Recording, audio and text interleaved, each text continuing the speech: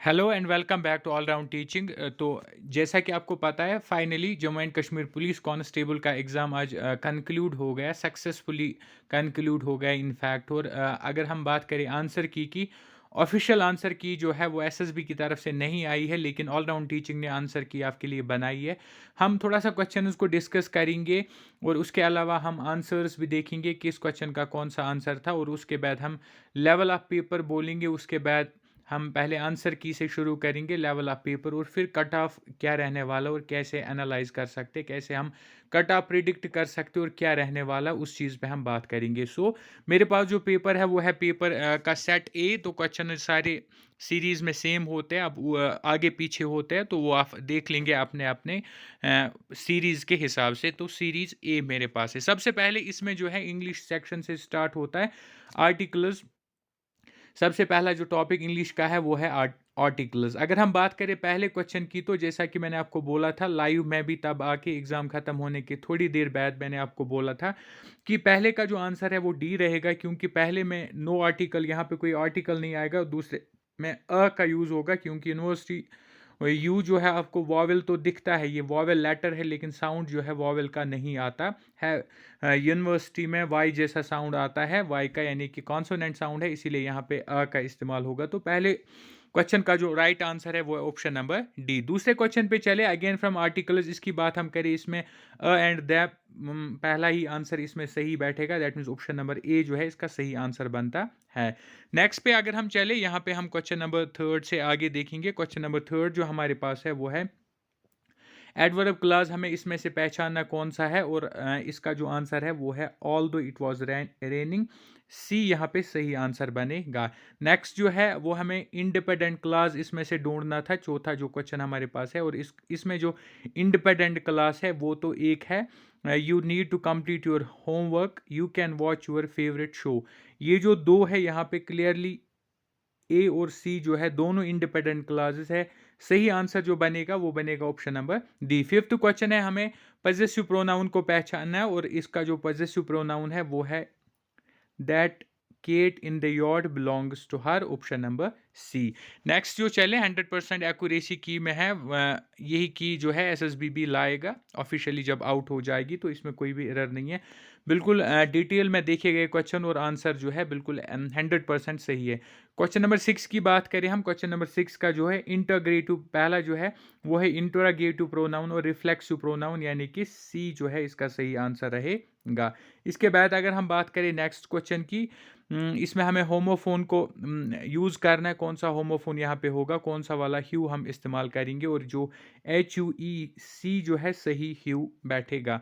Next की बात करें, आठवां जो हमारे पास है, इसमें मेटल, और metal METL option number A जो है यहाँ पे सही आंसर बनेगा। नेक्स्ट पे चले हम, क्योंकि आप तक आंसर की पहुंचाना, ताकि आप भी अपना स्कोर देखो और अकॉर्डिंगली हम आगे जो है कट ऑफ बाकी चीज़ों पे बात करेंगे। नाइन्थ पे चले, नाइन्थ का जो सही आंसर है वो ऑप्शन नंबर डी इसका सही आंसर बनता है, ऑप्शन नंबर डी पहले के साथ। फोर स्टाक जो होता है वर्टिकल स्टेम और connecting parts of A plant होते हैं, और दूसरा रीम जो होता है, रीम होता है kitchen utensil use to extract juice from citrus fruits. और तीसरे की बात करें हम, करी, करी का मतलब होता है साइट फॉर माइनिंग स्टोन। और बारक जो होता है, बारक होता है एक ट्री का outer layer is compose of dead cells, ये जो एक पेड़ की आउटर लेयर होती है उसी को बारक बोला जाता है। नेक्स्ट पे चले हम, क्वेश्चन नंबर 10, ये रहा हमारे पास क्वेश्चन नंबर 10। क्वेश्चन नंबर 10 क्या बोल रहा है, क्वेश्चन नंबर 10 में हमें एरर फाइंड आउट करना है, और इसमें जो एरर है वो है एंड काज ह्यूज लॉसेस, जो है ये वाला पार्ट जो है इसमें एरर है, एंड काजड ह्यूज लॉसेज यहाँ पे आना चाहिए। 11 पे चले, अगेन एरर बेस्ड क्वेश्चन है, और इसका जो एरर है वो है दैट गेट अफेक्टेड, यहाँ पे एरर सी में है दैट गॉट अफेक्टेड, पास्ट इस्तेमाल हो रहा है तो गेट नहीं आएगा। 12 की बात करें हम, 12 में जो है पहला वाला ही सही है, पहला वाला सही है, क्योंकि I can't wait for the concert, ये है, एक फीलिंग की फीलिंग एक्सप्रेस कर रहा है यहाँ पे, तो पहले एक्सक्लेमेशन मार्क आएगा और इन्वर्टेड कामास भी आएंगे, तो पहले में ही अप्रोप्रिएट बैठ रहे पंक्चुएशन मार्क्स। 13 की बात करें, 13 का जो राइट आंसर है वो है are you coming to the party he asked, question mark आगे लगाना ज़रूरी है क्योंकि पूछा जा रहा है, सो बी जो है इसका सही आंसर बनेगा। 14 पे चले हम सिनोनियम एंटोनियम्स की बात करें, हम थोड़े से ये डिफ़िकल्ट थे, मॉडरेट टू डिफ़िकल्ट हम बोल सकते हैं। क्यूबल का सिनोनियम हमें ढूंढना, और इसका जो सिनोनियम होता है वो होता है प्रिवेरिकेट, ऑप्शन नंबर बी। इसी तरह से हम देखेंगे सिनोनियम ऑफ टेनिशियस, इसका जो सिनोनियम होता है वो होता है स्टार्च, यानी कि ऑप्शन नंबर बी। फिर हम बात करें एंटोनियम्स की, ऑस्लेट का जो एंटोनियम यानी कि अपोजिट होता है वो होता है फैथोमेबल, यानी कि ऑप्शन नंबर डी। नेक्स्ट पे चले, अगेन एंटोनियम की बात करते हैं हम, यहाँ पे आप देख सकते गुली का जो एंटोनियम होता है यानी कि अपोजिट, वो होता है ऑप्शन नंबर सी कैंडर। इसी तरह से अगर हम देखिए एनालॉजी में से कंपैशन एम्पैथी के साथ, और जो एरोगेंस है एरोगेंस के साथ हम लगाएंगे प्राइड, यानी कि ऑप्शन नंबर सी, अगेन इसका भी आंसर बनता है। नेक्स्ट पे चले, 19 क्वेश्चन जो हमारे पास है वो है फिर से एनालॉजी में से एडवेंचर, एक्साइटमेंट और डेंजर के साथ हम किस वर्ड को लगाएंगे सेम पैटर्न के हिसाब से। तो इसमें जो है डेंजर के साथ हम लगाएंगे 19 को कॉरेज, यहाँ पे इस्तेमाल होगा। नेक्स्ट देखिए, ईडियम है हमारे पास विल ओ द विस्प, इसका मतलब क्या होता है? इसका मतलब होता है एक illusionary pursuit that's captivating but ultimately unattainable often leads one astray, यानी कि जो हम ख्याली प्लान जिसको हम बोल सकते हैं। नेक्स्ट चले हम 21st जो हमारे पास है वो है अगेन एक ईडियम है, इसकी मीनिंग देखनी है। Days of reckoning, days of reckoning की बात करें, ये एक ऐसा जजमेंट पीरियड होता है when past actions and decisions culminate in inevitable consequences, यानी कि ऑप्शन नंबर बी। नेक्स्ट पे चले हम, आंसर की मैं थोड़ी सी जल्दी आपको यहाँ से बोलूंगा ताकि वीडियो भी ज़्यादा लंबा ना हो और जल्दी आप अपनी आंसर की चेक कर सके।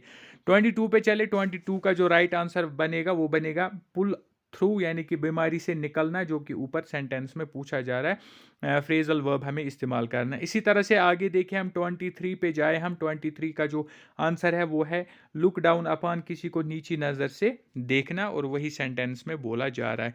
नेक्स्ट पे चले हम, लास्ट 24-25 इंग्लिश सेक्शन की जो लास्ट दो क्वेश्चन है, यहाँ पे क्या करना है हमें प्रिपोजिशंस का इस्तेमाल करना, और पहले 24 में जो प्रिपोजिशन सही है वो है अपॉन, यानी कि ऑप्शन नंबर बी, और 25th जो है हमारे पास है इसका सही आंसर है थ्रू, यानी कि मार्केट के थ्रू निकलना। नेक्स्ट चले हम जनरल नॉलेज के क्वेश्चन है, इंडिया कब रिपब्लिक बना, और राइट आंसर की बात करें 26 जनवरी 1950 सही आंसर बनेगा। फर्स्ट फुटबॉल वर्ल्ड कप किसने जीता था, तो सी, और ये राइट आंसर बनेगा। First home minister of India कौन था, तो सरदार वल्लभ भाई पटेल, ऑप्शन नंबर डी सही बनेगा। नेक्स्ट पे चले 29 पे चले हम, अगर आप अपनी पेपर के साथ इसको टैली करके आंसर की चेक करना चाहते हो तो आप थोड़ा वीडियो को स्लो डाउन कर सकते हो या पॉज करके आप आंसर की चेक कर सकते हो।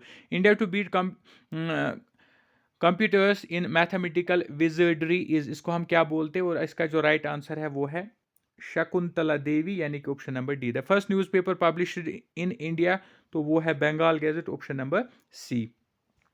नेक्स्ट चले हम, इसके बाद मैं आपको बोलूंगा हमारी एमसीक्यू सीरीज में भी से कितने questions as it is exam में देखने को मिले थे। Who has written the book my frozen turbulence in Kashmir, किताब जो है ये किसने लिखी है, तो ये जो है किताब ये लिखी थी जगमोहन ने, यानी option number B. Beast is known as electricity of India किसको बोला जाता है, वो बोला जाता है बेंगलुरु को।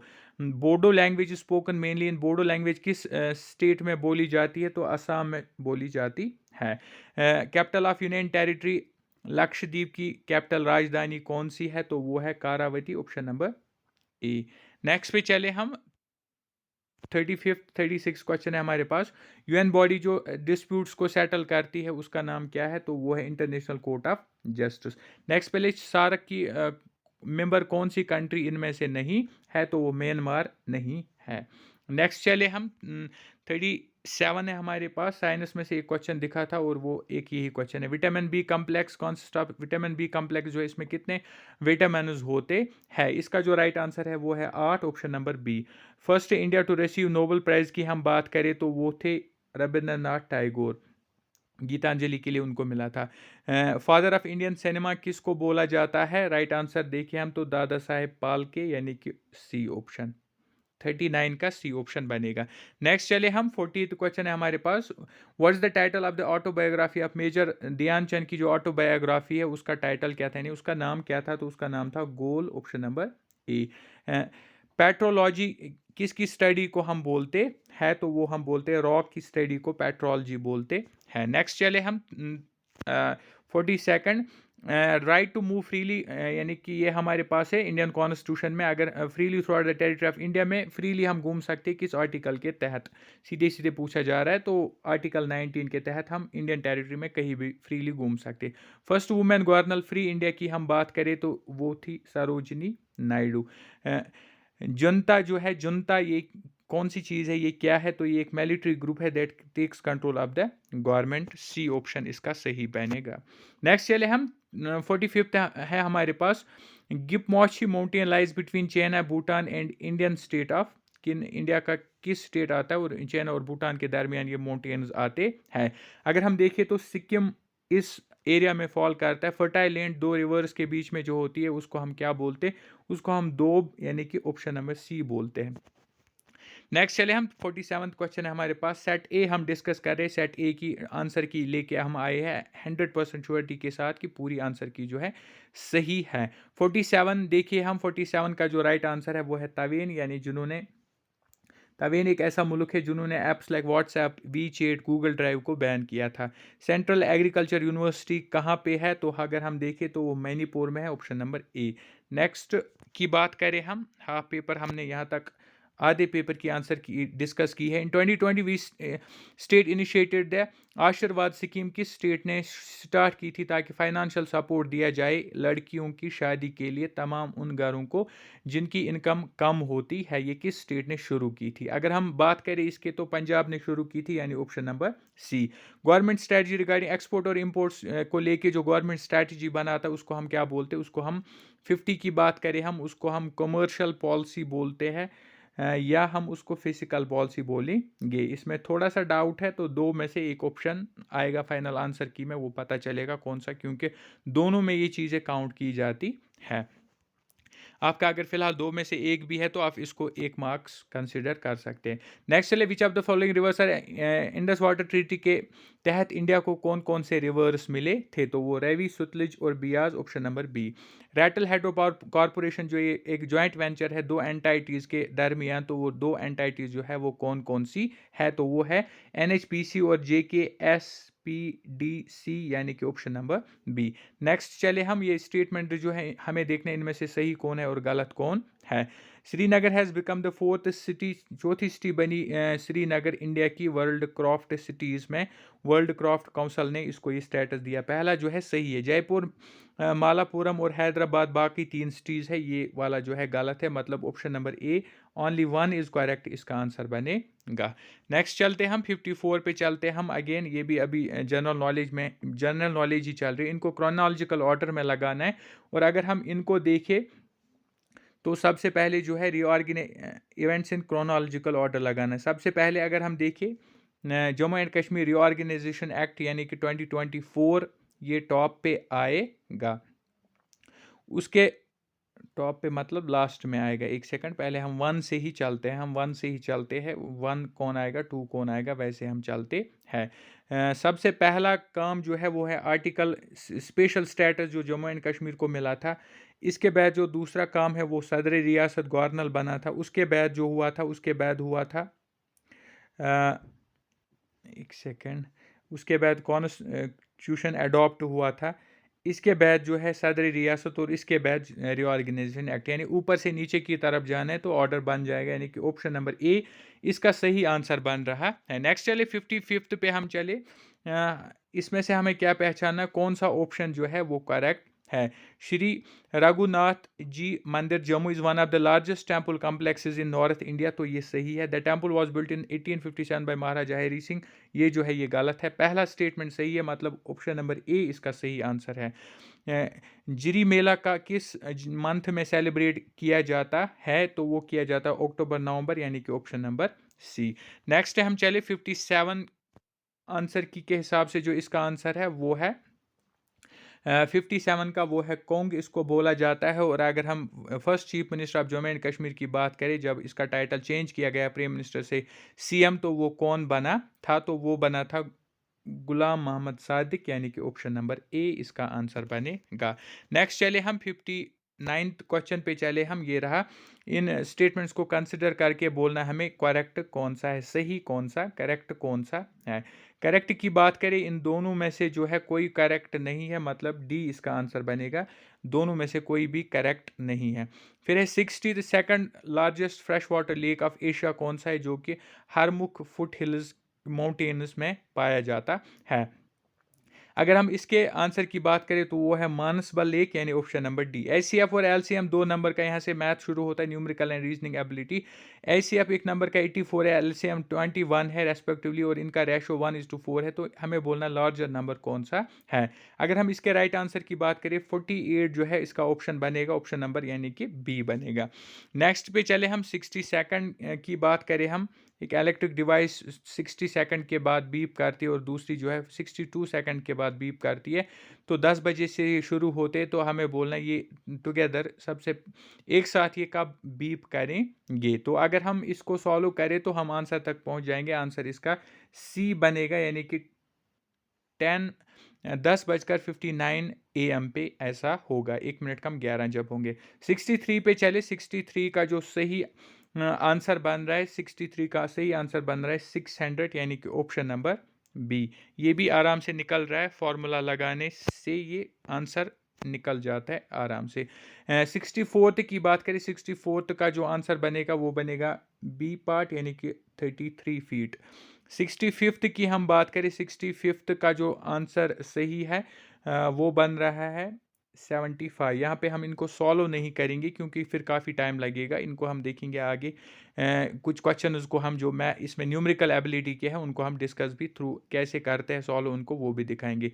66 पे चले हम। 66 का जो आंसर बन रहा है वो बन रहा है 10 ईयर्स, यानी ऑप्शन नंबर ए। 67 पे चले हम। 67 का सही आंसर बन रहा है 280, यानी कि ऑप्शन नंबर सी। आगे चले हम। 68th क्वेश्चन जो है, 68th का राइट आंसर बन रहा है 20, यानी कि ऑप्शन नंबर बी। और 69th का भी बी बन रहा है, यानी कि 2 ईयर्स। नेक्स्ट चले हम 70 से आगे क्वेश्चंस पे चले हम। 70 का जो राइट आंसर बन रहा है वो बन रहा है 28%, यानी कि ऑप्शन नंबर बी। 71st पे चले हम। इसका सही आंसर बन रहा है 17,500, ए ऑप्शन। 72 पे चले, इसका सही आंसर बन रहा है 25% यानी कि ऑप्शन नंबर ए। 73rd पे चले, इसका सही आंसर बन रहा है 6,350, यानी कि ऑप्शन नंबर डी। नेक्स्ट आगे चले, सेट ए हम डिस्कस कर रहे हैं। अगर आपका कोई और सीरीज थी आपको, तो आप क्वेश्चन सेम है, उनको ऊपर नीचे सिर्फ होता है। आप आंसर क्वेश्चन देख के टैली करके आप आंसर की चेक कर सकते हो और अपने स्कोर तक आप पहुंच सकते हो कि आपका क्या स्कोर बन रहा है। 74th पे चले। 74 का 4:3 रेशो बन रहा है, यानी ऑप्शन नंबर ए। 75th पे चले, इसका आंसर बन रहा है 18:7, यानी कि ऑप्शन नंबर सी। नेक्स्ट हम चले 76 क्वेश्चन पे चले हम। 76 का जो राइट आंसर बन रहा है वो बन रहा है 49 मीटर, यानी ऑप्शन नंबर बी। 77 का जो राइट आंसर बन रहा है वो बन रहा है इंटू और माइनस को हमें एक्सचेंज करना, option number A. Number series की बात करें 78 पे चले, इसका जो सही आंसर बन रहा है वो बन रहा है 78th की हम बात करें, इसका सही आंसर बन रहा है बी, यानी कि 72। और 79 पे चले हम। 79 का सही आंसर जो है वो बन रहा है ऑप्शन नंबर डी। आगे चले हम 80 पे। 80th क्वेश्चन जो है, इसका सही आंसर जो है वो बन रहा है ऑप्शन नंबर बी, यानी कि सन। और 81 की बात करें, 81 का सही आंसर बन रहा है यहाँ पे ऑप्शन नंबर बी, 165। 81 का जो सही आंसर बन रहा है, एक सेकंड फिर से मैं चेक करता हूँ। 199 को हमें जो उतारने हैं 33 उतारने हैं, तो वहाँ पे बचेंगे हमारे पास, सॉरी एक सेकंड। इसका जो सही आंसर बन रहा है वो बन रहा है ऑप्शन नंबर डी। नेक्स्ट चले हम 82nd पे। 82nd क्वेश्चन जो हमारे पास है वो है इसका जो सही आंसर बन रहा है 82nd क्वेश्चन का वो बन रहा है ऑप्शन नंबर डी। 83rd पे चले, 83rd का सही आंसर बन रहा है सी यानी कि ह्यूज।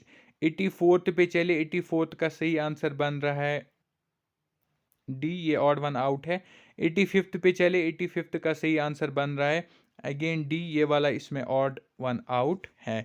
नेक्स्ट पे चले, 86 पे चले, 86 यहाँ से जो है हमारा कंप्यूटर सेक्शन शुरू होता है। कंप्यूटर सेक्शन के पहले क्वेश्चन यानी 86 का जो सही आंसर है वो है ऑप्शन नंबर ए। और 87 पे चले, 87 का जो है वो है ऑप्शन नंबर बी, याहू जो है सर्च इंजन है। नेक्स्ट चले 88 पे चले हम, 88 क्वेश्चन जो है इसका सही आंसर बन रहा है ऑप्शन नंबर सी टेलनेट। और 89 पे चले, इसका सही आंसर बन रहा है बी सिक्योर। 90 पे चले, इसका सही आंसर बन रहा है location of website on internet यानी कि ऑप्शन नंबर ए। 91 पे चले, 91st क्वेश्चन ये रहा हमारे पास, वेब ब्राउज़र इनमें इनमें से कौन सा वेब ब्राउज़र है, तो डी सही आंसर बनेगा यानी कि ये सारे वेब ब्राउज़र्स है। एफटीपी की फुल फॉर्म क्या होती है, तो फाइल ट्रांसफ़र प्रोटोकॉल यानी कि डी ऑप्शन सही बनेगा। नेक्स्ट चले हम ए सीरीज़ को हम डिस्कस करें। ए सीरीज़ के आंसर की हम यहाँ पे चेक कर रहे हैं। Natural element in primary element in A company in a computer memory. 93rd के राइट आंसर की बात करें, इसका बनेगा सिलिकॉन यानी ऑप्शन नंबर ए।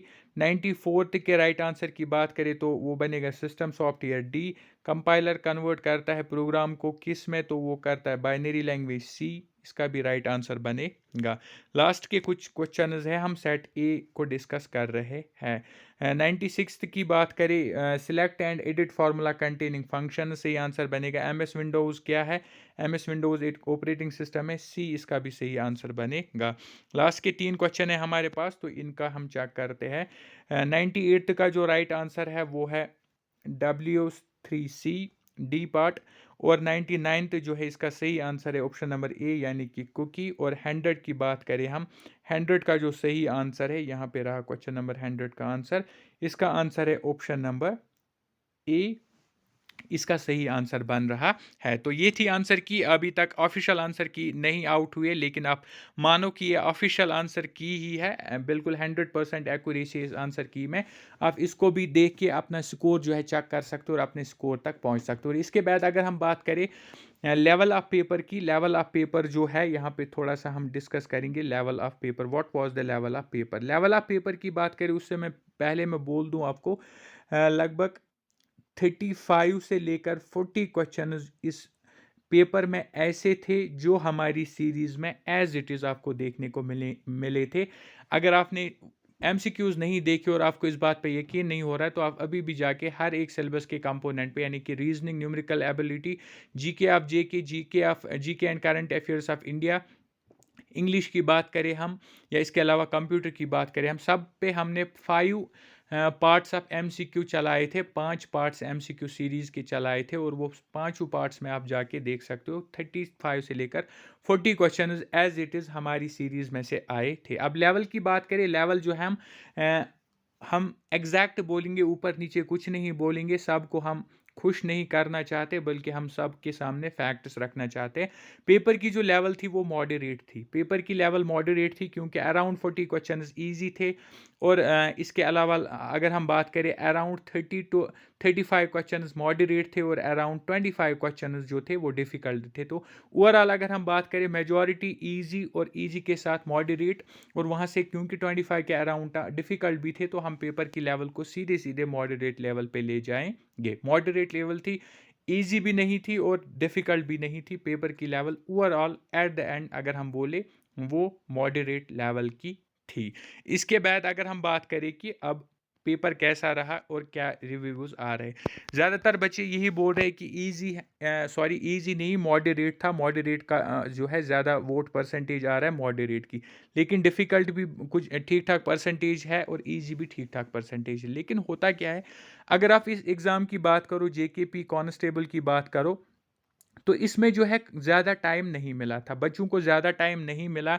जो जब ये फॉर्म निकले थे, जो बच्चा तब से पढ़ रहा है, इस एग्ज़ाम की प्रिपरेशन कर रहा है, उसके लिए ये पेपर डिफ़िकल्ट था और उसको ये पेपर जो है क्रैक करना या एक अच्छा पेपर करके आना बहुत मुश्किल था उसके लिए।